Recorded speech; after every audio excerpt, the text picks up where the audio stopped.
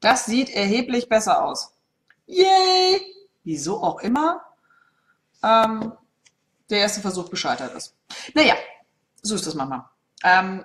Ich bin hier mal ein großes Testmäuschen oder so ähnlich und dachte mir, wir machen jetzt mal das Ganze direkt über die neue Live-Integration bei Facebook. So, jetzt sollte das hoffentlich auch besser funktionieren.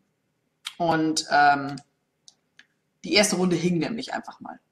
Und dann war ich auch noch zu spät dran, weil ich das grundsätzlich, man merkt schon, es gibt fast kein Live-Video von mir ohne sowas hier. Die Tasse. Bei mir ist der Stream ein bisschen gehackt. Da müsstet ihr mal kurz Feedback geben, weil ansonsten kann ich auch immer noch wechseln, ob das soweit sauber ist. Aber jetzt sieht das eigentlich ganz gut aus. Ich glaube, das war eher die Auflösung. Dann in diesem Sinne, herzlich willkommen mit der Kaffeetasse zu unserem kleinen netten Lunchdate. Und wenn alle, die später einsteigen, wann auch immer ihr es angucken werdet, wir haben ein kleines Sales Date. Zwar zum Thema schwerpunktmäßig, warum der Kunde nicht kauft, beziehungsweise diesen Schritt, diesen letzten Schritt sozusagen nicht geht, warum er nicht investiert. Das ist ein bisschen der Schwerpunkt von heute und ansonsten alle Fragen und sonst irgendwas. Ich muss sozusagen einmal kurz nebenbei aufs Telefon gucken, damit ich da irgendwie, weil da natürlich nebenbei dann immer so Nachrichten reinkommen. Auch schön. Das ist auch toll. Manchmal ist die Technik so großartig, dass alles hängen bleibt. Ich finde sowas ja immer sehr, sehr amüsant. Und das Handy ist Samsung S8 einfach allerneuester Stand und das mag manchmal einfach nicht. Also, ich habe gerade schon, wenn ihr auf meinem privaten Profil seht, eine ziemliche Diskussion losgetreten, weil ich, Achtung, der Satz stammt gar nicht von mir, sondern der ist aus einer Facebook-Gruppe, wo die Frage gestellt worden ist, wie lange dauert es von der Sichtbarkeit zum ersten Kunden?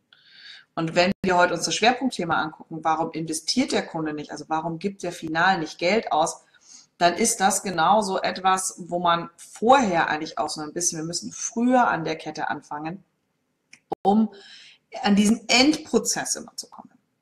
Also, oberste Regel, wenn ihr merkt, der Kunde, ihr führt konstante Preisdiskussionen, der Kunde braucht Ewigkeiten, überhaupt Kunde zu werden oder einen wahnsinnig langen Entscheidungsprozess, bis der dann, und das gilt auch für B2B-Kunden, wenn es da mal, da ist der Zeitraum, wenn es durch Gremium geht, natürlich einen Tacken schnell länger, aber wenn ihr mit dem Entscheider mal zu tun habt, das immer noch Ewigkeiten dauert, dann ist ganz wichtig, nicht bei diesem Endpunkt anzufangen, sondern weiter nach vorne zu gehen und einfach nochmal nach vorne zu gucken, welche Grundlagen haben wir denn da so ein bisschen verquer? Und das machen wir jetzt. Neben natürlich all euren lustigen Sales-Fragen, die ihr so habt. Genau, also einfach auch hinterher mit euren Fragen. Das kriege ich mit. Wenn nicht, habe ich noch ein Telefon, wo ich drauf gucken kann. Also, wenn der Kunde nicht investiert, beziehungsweise der Zeitraum zu lang ist, bis er zu einer Investitionsentscheidung kommt, ihr merkt schon, das ist der erste Punkt. Investitionsentscheidung oder Kostenpunkt. Ihr müsst über eure eigene Dienstleistung, euer Produkt, euer Angebot immer ein bisschen drauf gucken, seid ihr Kostenfaktor oder seid ihr Investitionsfaktor. Das ist natürlich dann ein bisschen leichter, wenn ihr wirklich schon in der Welt angekommen seid, in Ergebnissen von eurem Kunden zu denken. Ihr könnt natürlich zum Beispiel Kostenfaktoren, wenn ihr irgendeine Dienstleistung habt, die ein echter Kostenfaktor ist, ist das immer ein bisschen tricky. Das heißt, im Laufe der Zeit sollte natürlich trotz alledem ihr auf die Investitionsseite kommen. Aber ihr merkt schon an dem Wording von der Kunde investiert nicht, wenn ihr selbst noch argumentiert, dass ihr selbst ein Kostenfaktor seid, also noch in der Abteilung von nützlich und vielleicht Mehrwert, dann haben wir da ein kleines Problem, insbesondere wenn es um hochpreisige Geschichten und langfristige Aufträge geht. Kosten sind, die Fixkosten kommen gleich nach dem Teufel oder sind des Teufels. Und Kosten sind einfach das, da habe ich ein bisschen wenig Bock drauf. Wenn ich jetzt als Dienstleister aber in Kostenwelt argumentiere, brauche ich mich also nicht groß wundern, dass mein Kunde nicht voller Begeisterung eine Investitionsentscheidung trifft. Investitionsentscheidungen müssen nicht unbedingt nur harte Faktoren sein. Das heißt, dass ihr zum Beispiel vielleicht einen ähnlichen Job habt wie ich, indem ihr dafür sorgt, dass Leute mehr Geld verdienen oder einfacher Geld verdienen oder sonst was.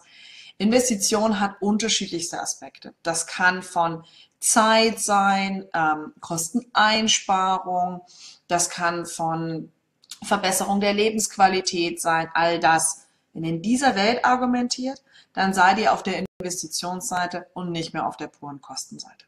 Also erstes Learning von heute, guckt euch nochmal an, wie ihr argumentiert. Zu sehr auf der Kosten, dass ihr eine Kostenstelle seid, oder argumentiert ihr auf der Investitionsseite. Das macht das Leben massiv viel leichter. Zweiter wichtiger Punkt, wir gehen sozusagen eine Stufe zurück, beziehungsweise wir gehen fast dann ganz komplett an Anfang.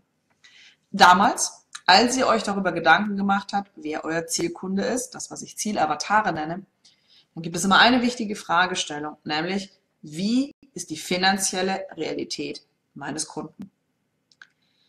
Und angenommen, eure finanzielle Realität eures Kunden ist, dass der, sagen wir mal so, 100.000 Euro investieren könnte. Große Zahl, ne? Ihr ihm aber ein Angebot macht über 1 Million, dann sprengt ihr den Rahmen der finanziellen Realität eures Kunden. Und das gilt nicht nur bei so großen Summen, das gilt natürlich auch bei kleinen Summen. Das heißt, wenn ihr die finanzielle Realität eures Kunden in der Vorab total verdödelt, dann wird es nichts. Dann kann der Kunde nicht investieren, weil er konstant das Problem hat, gegen die finanzielle Realität, seine eigene finanzielle Realität anzuargumentieren. Bei mir zum Beispiel ist es so, dass viel von dem, was ich anbiete, grundsätzlich Zahlpläne hat. Es gibt nur 2 Sachen, wo ich darauf achte, dass einfach die Investition einfach so einen psychologischen Moment hat, deswegen eine Einmalzahlung. Aber alles andere sind immer Zahlpläne möglich, weil ich eben auch weiß, als Unternehmer und Unternehmerin, nichts ist mehr Horror, als wenn du den Cashflow killst, also zu viel aus dem Cashflow rausziehen musst oder an die Rücklagen für eine Investition musst. Das ist nicht unbedingt der schönste Moment einer Investition, weil das viel mehr mit Kosten verbunden ist. Das heißt, was ihr euch auch als Learning eben mitnehmen solltet, sind 2 Dinge. Checkt immer die finanzielle Realität eurer Kunden. Zweites, bietet grundsätzlich, so weit wie es geht, auch saubere Zahlpläne an. Das kann auch einfach nur sein, dass es eine Zahlung mal in 50-50 geleistet wird. Bei mir ist auch trotz alledem das Grundprinzip Vorauskasse. Aber so ein Zahlplan, und ich habe die letzten Jahre, insbesondere seit es ein Perfect Business gibt, damit echt eigentlich fast immer eine gute Erfahrung gemacht. Ich muss super selten Mahnungen oder Zahlungserinnerungen schreiben. Und wenn, sind es echt eher so die klassischen Zahlungserinnerungen. So, oh, das ist so, das ist mir hinten runtergefallen. Keine richtige Mahnung. Aber er ermöglicht damit eben zum Beispiel stärker in der finanziellen Realität eures Kunden zu argumentieren und ganz neue Sachen anzubieten. Und auch ganz, ganz, ganz wichtig, nochmal, checkt die finanzielle Realität. Das gilt wie im Großen wie im Kleinen. Hat der Kunde 100.000 Budget und ihr bietet für 1 Million an, das wird nicht funktionieren. Hat der Kunde 100 Euro Budget und ihr bietet was für 1.000 Euro an, wird das auch nicht funktionieren. Also erster Check ist immer finanzielle Realität des Kunden und dann eben ganz klar zu gucken, dass ihr darin bleibt und ganz klassisch, großer Freund von Zahlplänen, bietet die Möglichkeit, Cashflow-friendly zu arbeiten. Das gilt insbesondere auch für B2C-Kunden. Warum ist das Modell? Denkt an Fitnessstudio. Das Modell Fitnessstudio ist an der Stelle eben ganz klassisches Modell. Ne? Cashflow-friendly, ich muss nur zwischen 50 und 100 Euro im Monat zahlen und nicht den Einmalbetrag. Wenn ihr das mit der passenden moralischen Ethik auf eurer Seite verarbeitet und nicht irgendwie eure Preise deswegen künstlich hochzieht, nach dem Motto, naja, dann kann ich mein Gegenüber so ein bisschen über den Tisch ziehen, dann habe ich da kein so großes Problem mit. Das ist auch so ein ganz wichtiger Punkt. Die Grundhaltung, mit der ich an einen Sales und an einen Vertrieb gehe, bestimmt massiv nachher darüber, wie leicht es dem Kunden fällt, zu investieren und diesen Rückschluss auch wirklich hinzubekommen, der in sich investiert. Wenn ihr in der Abteilung Verkäuferpsychologie seid, Hard Selling, ich möchte keine großen Namen nennen, die das ganz gerne machen, aber im Prinzip sind es meistens Männer, die einfach am Ende des Tages nichts anderes machen, als Manipulationstechniken einzusetzen, damit wir in der Verkäuferpsychologie sind, dann hat der Kunde am Ende des Tages ja immer auch so das Gefühl von, ich werde über den Tisch gezogen. Also keine stolze unbedingt Entscheidung, dass ich nachher sage, yay, ich habe jetzt was für mich getan und meine Family, sondern eher so, Ja, das war halt notwendig, ne? Und jetzt freue ich mich an, was ich gerade gekauft habe. Meistens noch nicht mal das übrigens. Ähm, Wenn ihr aber mit der anderen Idee daran geht, eben mit der kundenpsychologischen Seite und auch das, was ich versuche immer wieder klar zu machen und auch bei allen, die in den letzten Jahren durch Sales Training durchgelaufen sind, auch immer wieder sage, achtet mir darauf, der Kunde soll am Ende eine bewusste Entscheidung treffen. Es geht nicht darum, den Kunden zum Ja zu trimmen, sondern er soll eine bewusste Entscheidung treffen. Und die kann Ja oder Nein sein.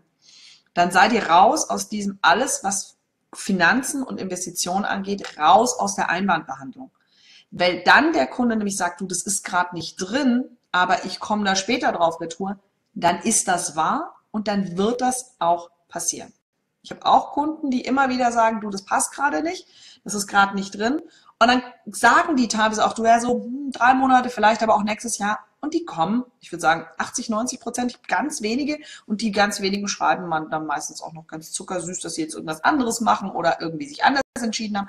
Aber selbst dann kriege ich total herzzerreißende Nachrichten, wo ich mir denke, guck mal, das ist immer wieder so ein Moment, wenn ihr nicht auf dieses Ja, also verkaufspsychologisch auf das Ja einarbeiten trimmt, dann ermöglicht ihr beiden Seiten eine ganz andere Freiheit an der Stelle von der Entscheidungsspielraum auch über Summen zu reden.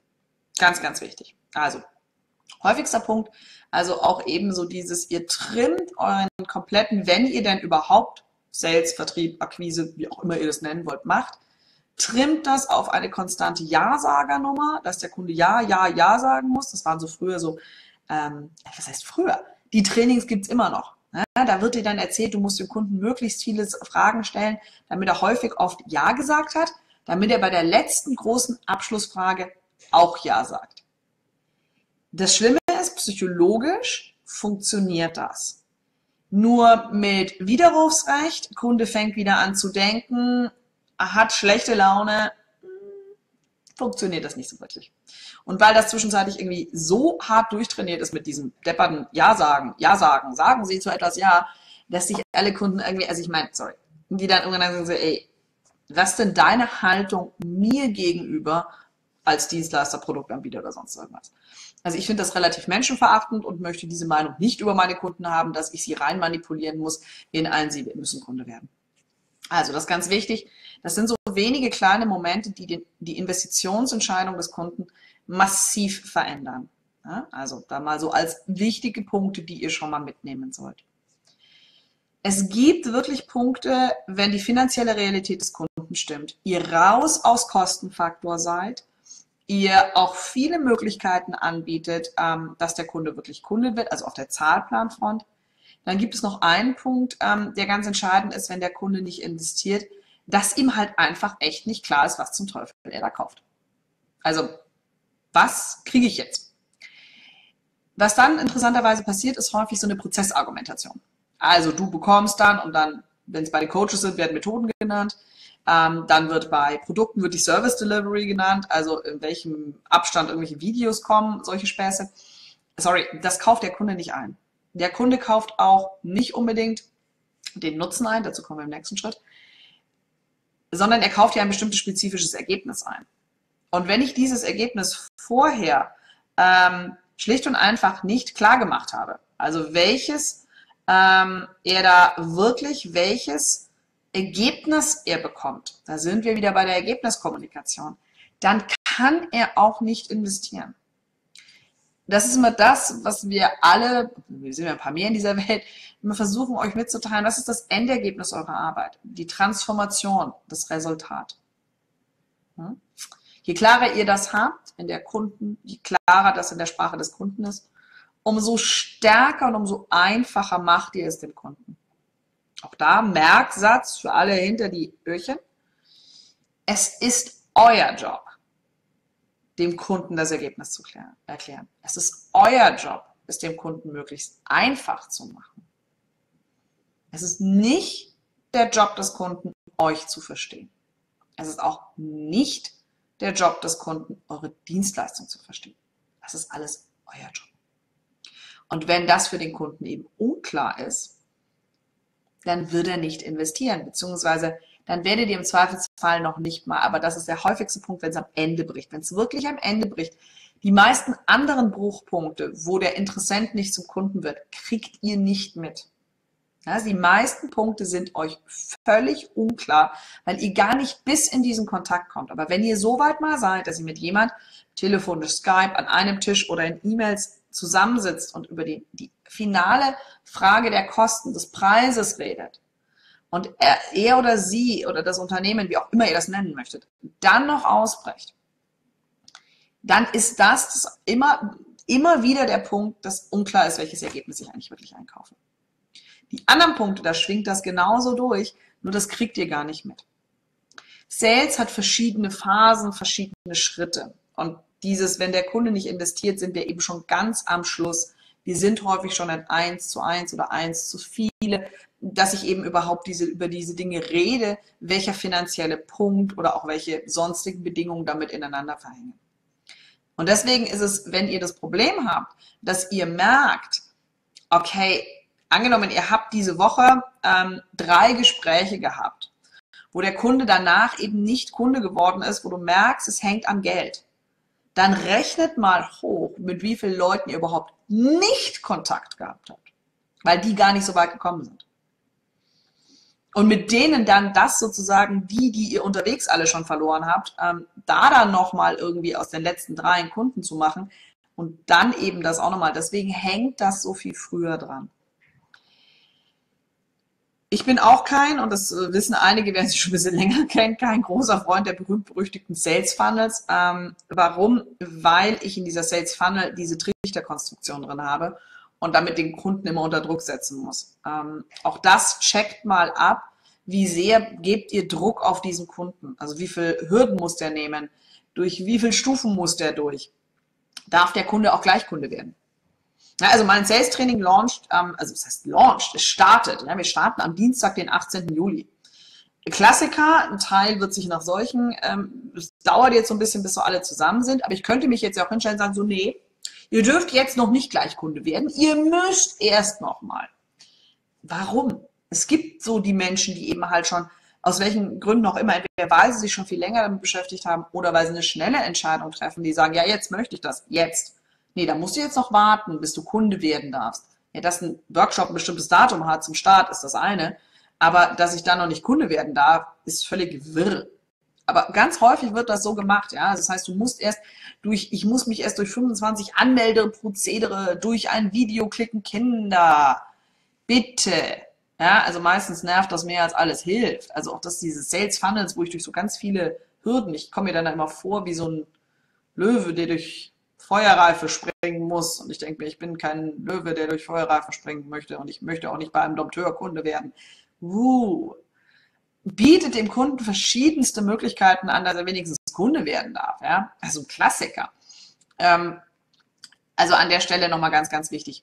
Wenn ihr schon merkt, dass das am Ende bricht, der Kunde investiert final nicht, dann könnt ihr euch sicher sein, dass es davor auch ganz häufig ganz viele Punkte gibt, wo ihr den Kunden einfach echt verliert. Ganz wichtiger Punkt an der Stelle. Auch nochmal ein ganz wichtiger Punkt, besonders für meine Mädels. Ich habe es ja immer geschafft, mehr Frauen im Sales-Training und bei mir überhaupt grundsätzlich als Kunde zu haben in den letzten Jahren. Yay! Die Nützlichkeitsfalle. Frau Sonnenberg findet bei mir auf der Seite und für die lieb sind dürfen, kriegen auch noch das ganze Bild als PDF. Hat das ganz wunderbar in einer Sketchnote, in einer Grafik verarbeitet, die Nützlichkeitsfalle. Wenn ihr also diese Punkte alle drauf habt, ihr seid schon ihr habt das mit der finanziellen Realität gecheckt, ihr bietet einen Zeitplan an, das ist soweit alles relativ gut, dann kann noch einer der härtesten Punkte sein, ihr seid auch schon mehr auf der Investition als auf der Kostenseite, einer der härtesten Punkte sein, ist nämlich, ihr seid nützlich. Also ihr hackt auf dem Nutzen, also erstmal nicht nur von euch, sondern meistens eben noch nicht mal auf dem Nutzen von dem Produkt, sondern wenn ihr mehr so in der beratenden Coaching, Training oder halt, wo die Dienstleistung viel an euch hängt, Welt unterwegs seid, mit eurer eigenen Nützlichkeit. Ja, also wie nützlich seid ihr? Das ist ganz schwierig. Warum? Das Bild drückt es relativ gut aus. Ein Schreibtisch oder ein Tisch ist eben halt auch schrecklich nützlich. Und wie viel Geld gebe ich für so einen Tisch aus, den ich bei Ikea vielleicht für 59 € bekomme? Das heißt, wenn ihr merkt, dass ihr ständig Preisverhandlungen führt was am Ende des Tages auch, wenn ihr zu günstig seid und der Kunde euch nur als nützlichen Faktor wahrnimmt, dann wird er dafür einen bestimmten Punkt an Geld nicht investieren. Ja? Also Nutzen ist auf der Abteilung, wo die Wertzuweisung des Kunden stattfindet, was er nachher als monetären Punkt ausgibt, ganz unten. Ja? Also der Nutzen, den kaufe ich gerade mal so ein. Haben wir alle schon mal gemacht. Wir waren alle schon mal einkaufen und haben was Nützliches gekauft. Also so den Sparschäler. Ja? Der ist sehr nützlich. Also der Schäler für die gelbe Rübe, die Möhre. Ja? Das ist sehr nützlich. Selten, dass da jemand höchstens noch, und dann kommt es genauso, wenn es dann den Style-Faktor hat, der besonders gut in der Hand liegt, dann gebe ich mehr als die 1,99 aus. So. Ihr wollt kein 1,99 € Produkt sein, weil ihr so schrecklich nützlich seid. Ihr wollt schon mehr so der Design, der ergonomische Griff, das coole Produkt. Es gibt Leute, die geben für diese Schäler 59 € aus, weil die designt bei irgendwas sind. Okay, da bin auch ich ein bisschen raus, aber damit merkt ihr, wie sehr 99 Cent, 1,99 Standardinvestitionspunkt für so einen Schäler. Und dann gibt es ja Menschen, die geben 59 € für so einen schicken Schäler aus. Erst die schicken Schäler. Oh. Bei mir fasst sich das unter der einkaufbaren Lösung zusammen. Also unter diesem Aspekt. Und wenn ihr eben merkt, der Kunde investiert nicht, beziehungsweise führt mit euch stundenlange Preisdiskussionen, dann checkt mal, ob ihr in der Abteilung Nutzen rumeiert, ob ihr vielleicht ab und zu einen Streusel Mehrwert obendrauf gebt. Das, was ihr aber wirklich vermitteln müsst, ist Wert und Ergebnis. Also Mehrwert ist auch so ein Begriff. Also von Nutzen zu Mehrwert fehlt der Wert in der Mitte. Aber das ist das, was der Kunde bezahlt. Dafür gibt er Geld aus. Für den Wert, den er bekommt. Und das ist nichts anderes als das Ergebnis. Ihr merkt schon, wenn es darum geht, dass der Kunde nicht investiert, das meinte ich vor allem mit, wir müssen meistens ein ganzes Stückchen früher anfangen. Weil da halt handwerklich, Sales ist keine Kunst. Sales ist Handwerk. Es gibt nicht, der Verkäufer, der geborene Verkäufer ist Schwachsinn. Wir werden zu Verkäufern, wir können selber uns selbst zu Verkäufern machen, wenn wir da Bock drauf haben. Daran scheitert es meistens eher, dass wir ja keinen Bock drauf haben, weil wir da so eine ganz lange Kette davon haben, dass Sales, Vertrieb und Verkaufen ja böse ist. Aber es gibt Leute, die haben ein grundsätzlich gutes Händchen dafür, aber selbst die werden massiv viel besser und es ist viel einfacher, wenn sie auch da ihr Handwerkszeug lernen. Ja, also das nochmal ganz wichtig an der Stelle. Der geborene Verkäufer ist ein ziemlicher Mythos. Es gibt, glaube ich, bestimmt ein paar Zuschauer, die, vielleicht auch im Nachgang, die schon im Sales-Training bei mir waren, die wissen an der Stelle, es gibt eine einzige Bedingung, was den geborenen Verkäufer definiert. Und ihr dürft es nicht verraten, sonst geht der Gag nämlich im Sales-Training verloren und dann müsste ich mir einen neuen ausdenken und bin ja nicht so kreativ. Beim 36. muss ich zwar wieder alles überarbeiten, aber manche Gags erzähle ich nicht seit 36 Jahren, aber seit 36 externen gehaltenen Sales-Trainings und oh Gott, das werden dieses Jahr noch ein paar mehr werden. Die Inhouse habe ich nicht mitgezählt, das habe ich aufgehört. Aber den Gag bringe ich seit ein paar Jahren sehr konstant. Und ich möchte, dass ihr den im Training erst kennenlernt und nicht davor. Das ist der berühmte, übrigens das, was ich jetzt gerade gemacht habe, machen wir es transparent, ist der berühmte Haken. Ne? So, wenn der Angler so den Haken reinschmeißt, so den Hook, was erzählt ihr denn sonst noch so im Sales-Training? Ja, ihr seht schon, ich kann es natürlich auch nicht lassen. Aber ganz, ganz wichtig an der Stelle, streich den Satz. Es gibt zwei große Sätze, die ich immer sage, hey, streich die. Dick, schreib die auf, streich die durch, verbrennt den Zettel, was auch immer notwendig ist. Verkäufer werden geboren und ich muss mich selbst verkaufen. Streichen, einfach streichen. Streichen. Keiner von uns muss sich selbst verkaufen. Streichen. Und es gibt nicht den geborenen Verkäufer. Genauso streichen. Wir fassen nochmal kurz zusammen. Wenn der Kunde nicht investiert, dann liegt das an verschiedenen Gründen, die tief im Prozess eines Sales drin hängen können. Verschiedene Anknüpfungspunkte, die ihr für euch selbst checken könnt. Ihr seid eine Kostenstelle, ihr seid nur nützlich, ihr habt die finanzielle Realität eures Kunden nicht im Griff. Ihr habt zu hohe Upfront, besonders bei Erstkunden, hohe Upfront-Kosten von Einmalinvestitionen.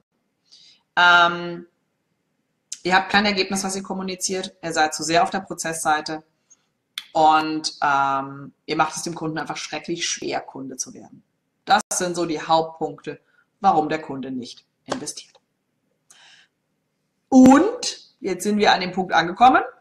In der Zeit, ich wollte mich so 25 Minuten machen, ist jetzt die Frage, habt ihr Fragen? Also für alle, die live dabei sind, haben natürlich den entscheidenden Vorteil, habt ihr Fragen?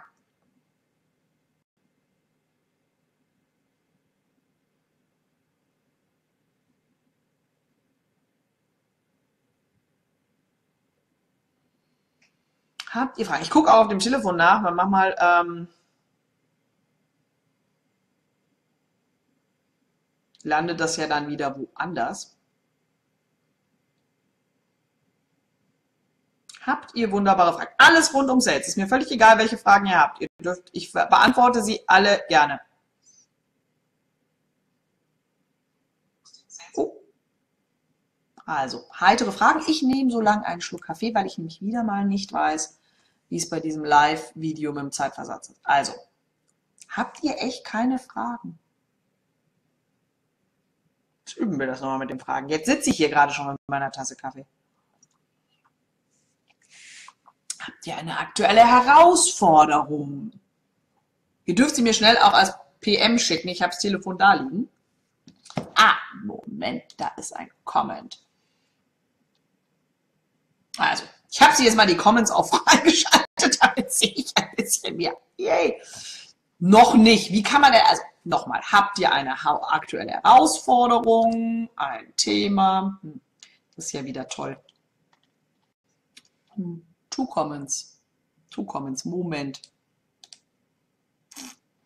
Machen wir jetzt, wenn man das umstellt, kurz.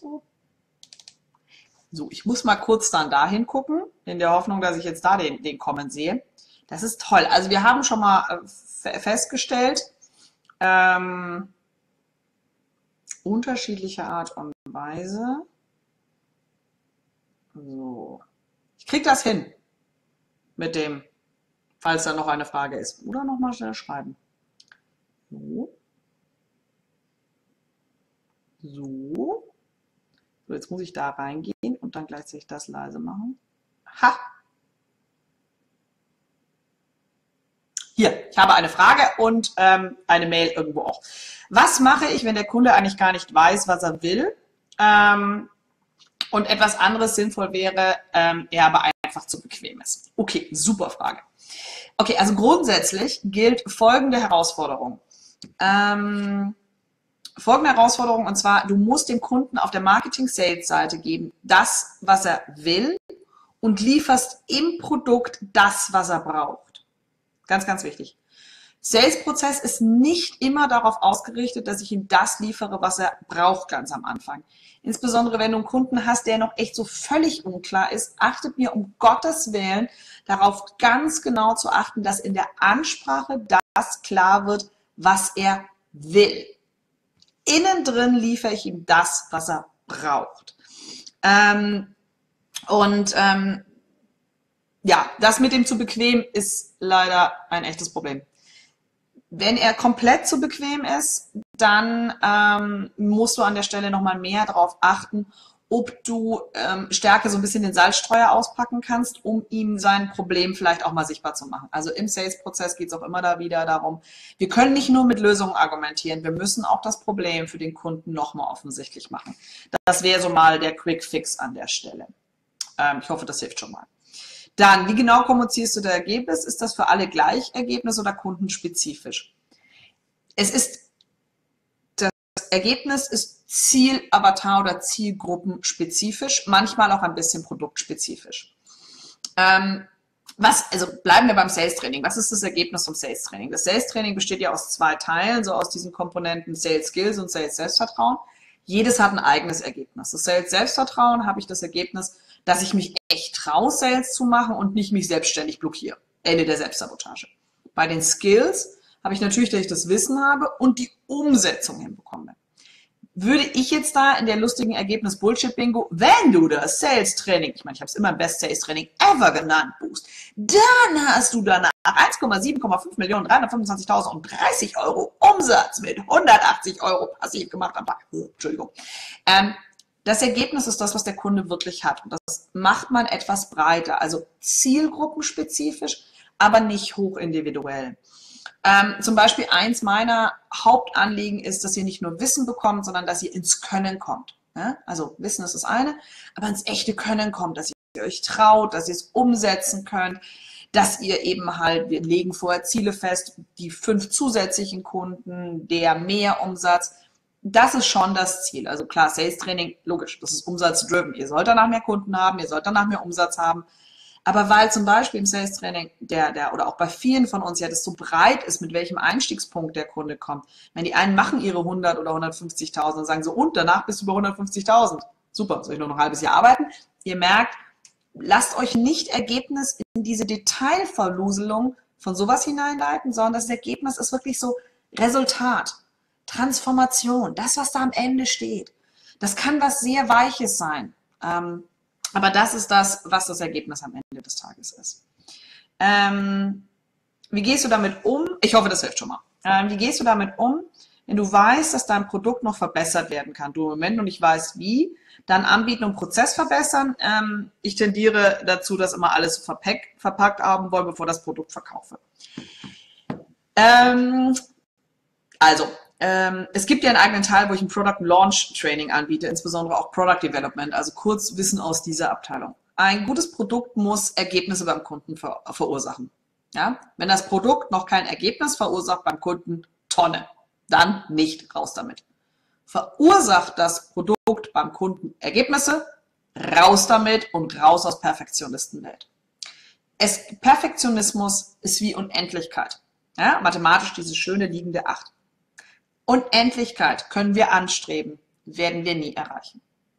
Also der Gradmesser, ob ich ein Produkt auf den Markt bringe, ist, kann es Ergebnisse beim Kunden verursachen und habe ich einen groben Plan. Dann kann ich es raus damit bringen und dann kann ich während des Prozesses auch, ich sage auch immer wieder, es gibt bei mir auch Sachen, die eine Close Better sind. Das ist der technische Begriff dafür, eben Close Better Fragen an der Stelle zu beantworten. Ne? Also das ist, genau, also ganz wichtig an der Stelle, wenn es Ergebnisse für den Kunden stellt, und genau, sobald es Ergebnisse für den Kunden bringt, könnt ihr die Sachen auf den Markt bringen. Ich erzähle immer, also ich kann ja lustige Geschichten über meine letzten Jahre erzählen. Ihr wisst gar nicht, was ich an Sachen, wenn ich dann immer Ergebnisse und Produkte baue, da sind die Kunden gar nicht. Das ist der klassische Fehler, ja. Ich bin schon 13 Schritte weiter, weil ich natürlich will, dass ihr mit einem Video von mir 5 Millionen Euro aufs Konto bringt. Also wenn ich das hinbekommen habe, sage ich euch übrigens nochmal Bescheid. Aber das ist way too much. Die ersten Ergebnisse, und wenn ihr das selbst reproduzieren wollt und sonst was, sobald du Ergebnisse für den Kunden erreichen kannst, klappt das. Raus damit und ab damit an den Kunden. So, ich habe noch eine Frage per Mail.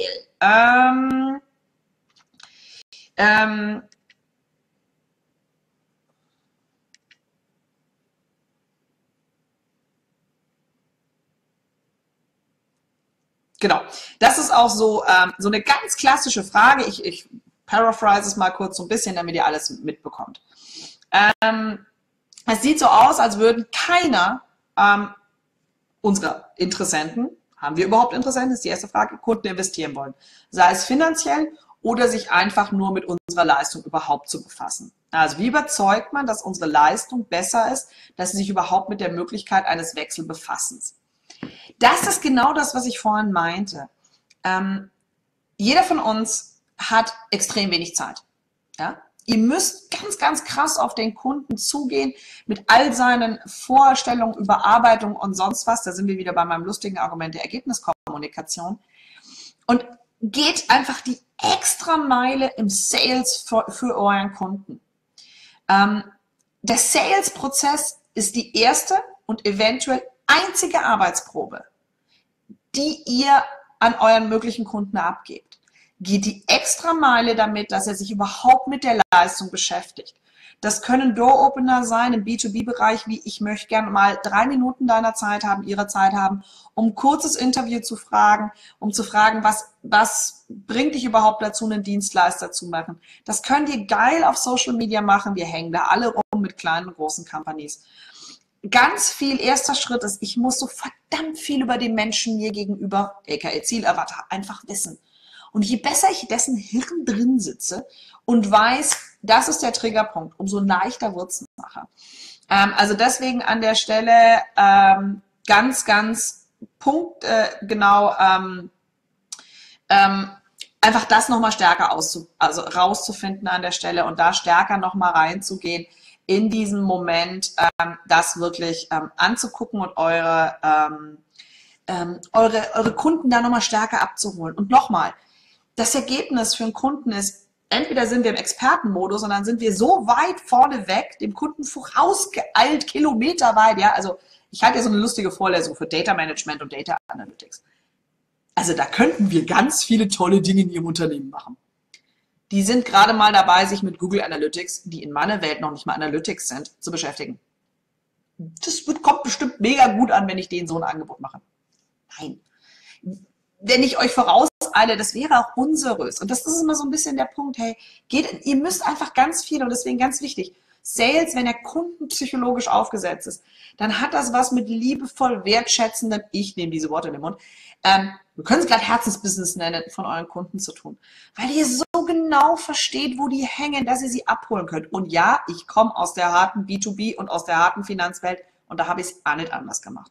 Ich habe den Painpoint, diesen kleinen Painpoint meines Kunden vielleicht verstanden und gesehen, das nächste Ergebnis ist vielleicht nur eine Vereinfachung. Dann gebe ich ihm die. Das mache ich sogar manchmal gratis. Das habe ich sogar früher auch immer wieder gratis gemacht und mache ich heute auch noch gratis. Diesen kleinen Punkt schon mal, hey, da raus. Ganz ehrlich. Und dann hat der Kunde gesehen, das ist ja geil. Das kriegt die Lampe oder auch ihr in 20 Sekunden gelöst oder in so einem Webinar gelöst.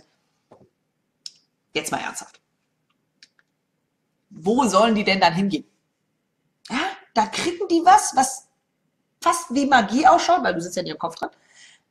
Und dann gehen die nirgendwo anders mehr hin. Weil der größte, schlimmste Punkt ist, warum wechseln die Menschen Dienstleister meistens nicht?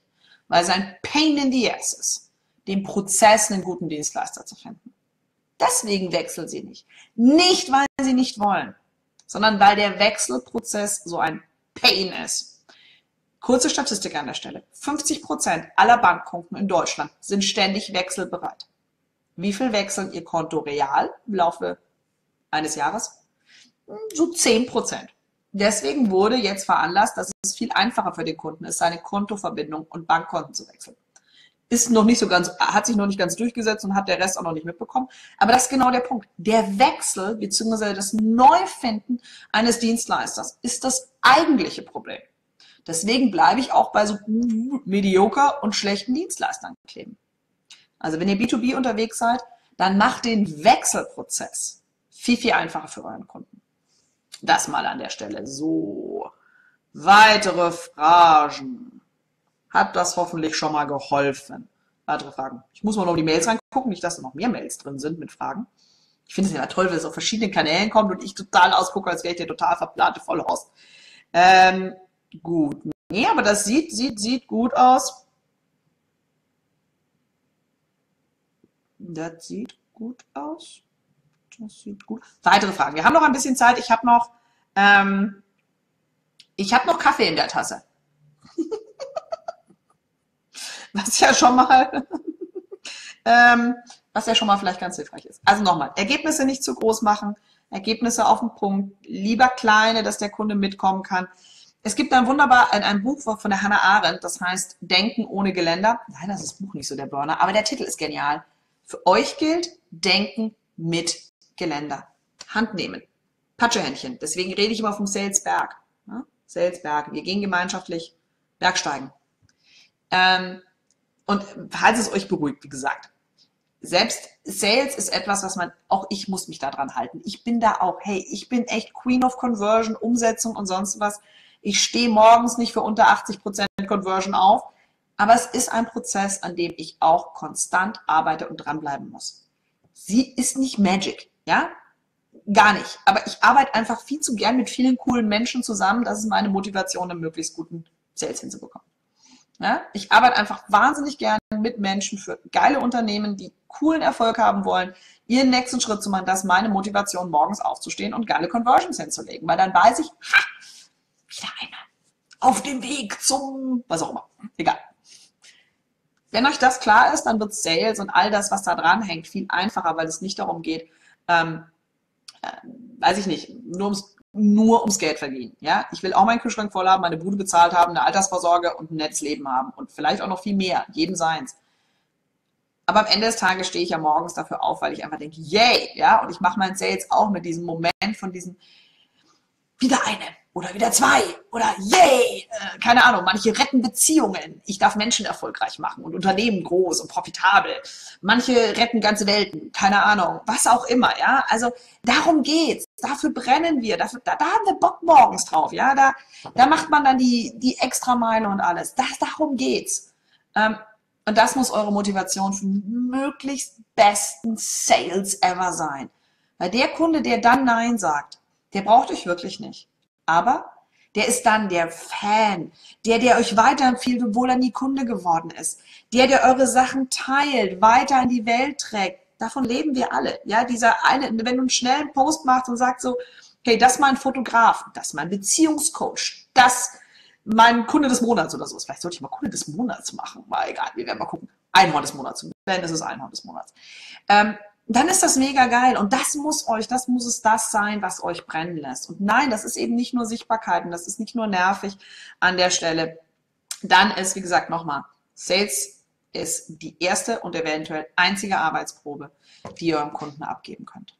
Eurem potenziellen Kunden. Ich nehme mal noch einen Schluck und gucke, ob es noch einen Frägler gibt.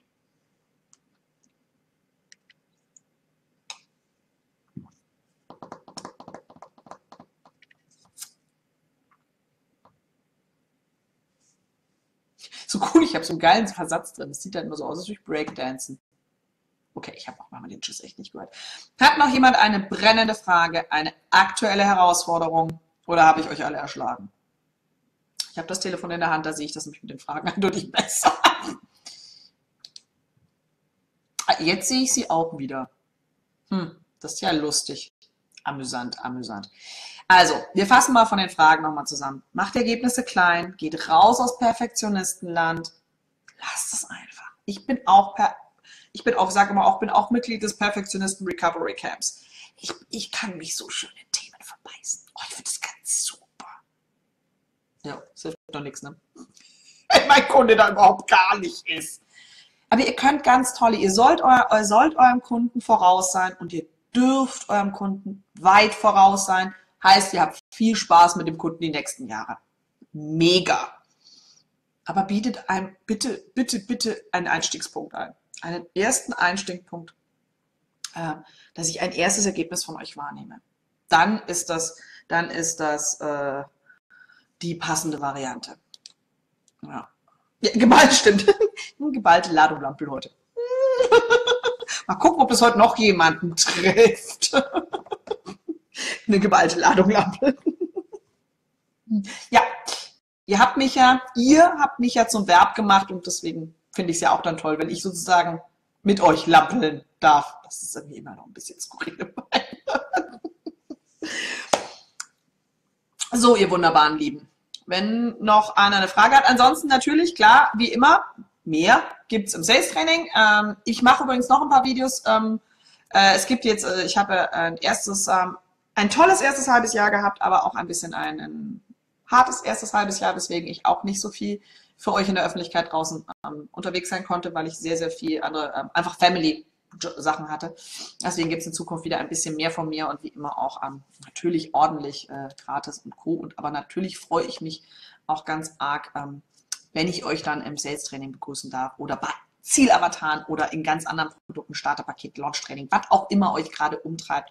Und wie immer, wie gesagt, weil es wird davon in nächster Zeit mehr Videos geben, schickt mir eine Mail, schreibt Frage oben drüber, die beantworte ich nach und nach. Und wer allen Ernstes noch nicht bei den Einhörnern ist, wir freuen uns, die Einhornherde soll größer werden. Herzlich willkommen auch beim Projekt Rosa Einhörner, meine Facebook-Gruppe mit vielen lustigen, großartigen Menschen und Frauen und Männern, also sehr, sehr inklusive. Ja? Also Einhörner sind hier nicht ausgrenzend. So, ich glaube, ich habe euch erschlagen soweit. Das Video steht weiterhin zur Verfügung, deswegen, wer jetzt im Nachgang bis so weit gekommen ist und keine Live-Fragen hat, wie gesagt, shoot me eine Mail. und dann beantworte ich euch gerne all eure Fragen. Und